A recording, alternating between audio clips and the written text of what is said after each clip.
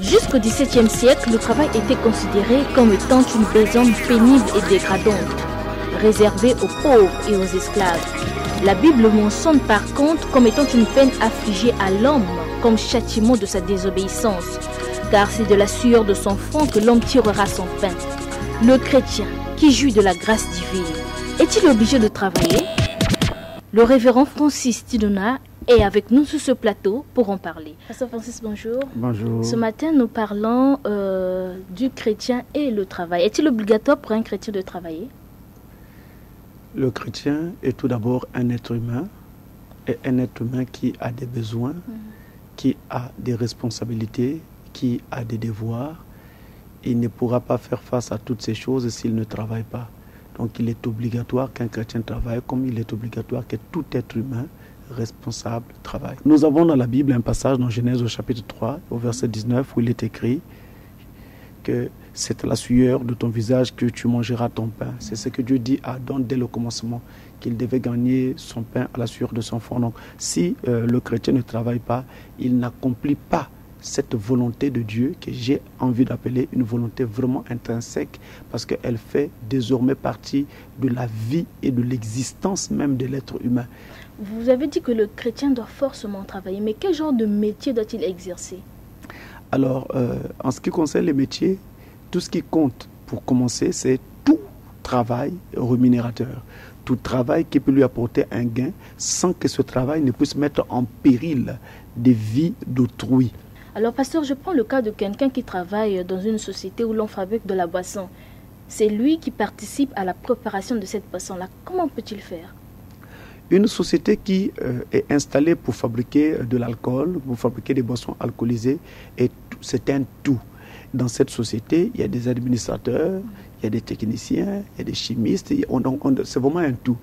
Maintenant, ce monsieur qui travaille dans cette entreprise, il n'est qu'un élément qui a été embauché pour faire un travail. On ne sait pas à quel niveau. Ça peut être directement au niveau de la fabrique de cet alcool-là. Mais en réalité, lui, il devient que par rapport à un contrat, il fait un travail et puis il s'arrête là.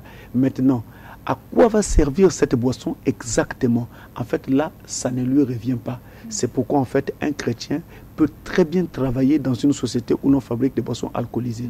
Mais tout en sachant que, même si de façon un peu philosophique, je viens de présenter la chose comme je l'ai présentée, mais il doit comprendre quand même qu'il n'est pas dupe. C'est un être humain, c'est quelqu'un qui est sur le lieu, sur les lieux, il connaît exactement vers où est écoulé le produit qui sort de leur usine, alors ils comprennent très bien que, en fait, d'une façon ou d'une autre, quoique cette fois-ci c'est de façon vraiment indirecte, ils participent à cela, à la destruction de la vie d'autrui au travers de l'alcool. Eh bien, il doit prier Dieu pour que Dieu, à la longue, l'aide à trouver quelque chose qui lui permette donc de ne plus avoir des problèmes de conscience. Parce que quelque part, il y a toujours des problèmes de conscience que cela amène. Alors, pasteur, j'aimerais que nous ouvrons une petite parenthèse et je vous poserai tout de suite cette question. Est-ce qu'il est bon qu'un chrétien fasse de la politique, quoique ce n'est pas un métier en soi? Bon, j'ai toujours dit que nous devons laisser la politique aux politiques et laisser la religion aux religieux, donc aux chrétiens. Donc, il n'y a pas de mélange à faire. Si vous êtes un chrétien, vous n'avez rien à faire dans la politique. Et si vous êtes un homme politique et vous voulez venir dans le christianisme, eh bien, venez-y. Et vous verrez qu'au fur et à mesure que vous allez rentrer plus profondément dans le Christ, vous allez être obligé d'abandonner votre politique parce que ça ne peut pas se marier. C'est deux mondes différents. Vous savez, une fois dans la Bible, Jésus-Christ a été tenté par le diable. Nous sommes dans Matthieu chapitre 4. Et le diable l'élève sur une haute montagne et lui montre tous les royaumes de la terre en lui disant « Je te donnerai tous ces royaumes si tu m'adores ». C'est pour indiquer que tous les royaumes de la terre selon la Bible, sont donc en fait sous le gouvernement de Satan. Et ce qui fait que faire la politique, c'est être directement, en tout cas, vraiment, même tant soit peu, sous l'influence du diable. Pasteur Francis, lorsqu'une personne atteint l'âge de travailler, mais ne travaille pas, parce qu'il ne trouve pas ou ne veut pas, est-ce qu'il est en ordre avec Dieu? Il n'est pas en ordre avec Dieu. Parce que je ne peux pas accepter quelqu'un qui vienne me dire je ne trouve pas du travail. Ça, c'est une fausse expression. Peut-être qu'il veut passer des jours à prier, et puis voilà. Allez en Israël. Vous allez voir que chez les Juifs, même quand vous êtes fonctionnaire, vous devez avoir à côté peut-être une aiguille, peut-être un stylo, peut-être quelque chose, n'importe quoi, pour pouvoir faire un travail à côté.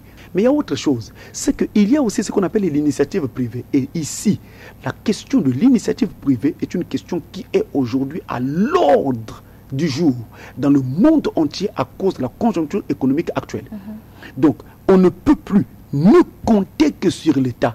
Au contraire, si vous lancez quelque chose, une activité, au travers des cotisations sociales qui viendront de vous, les IRPP, l'impôt sur le revenu des personnes physiques, la CNSS que vous allez payer et autres, vous allez aussi aider l'État à vivre. Il y a un problème qui m'écoeure. Et ce problème m'écoeure particulièrement pour les Congolais et en général pour les Africains. L'Africain est quelqu'un qui ne sait pas rénover.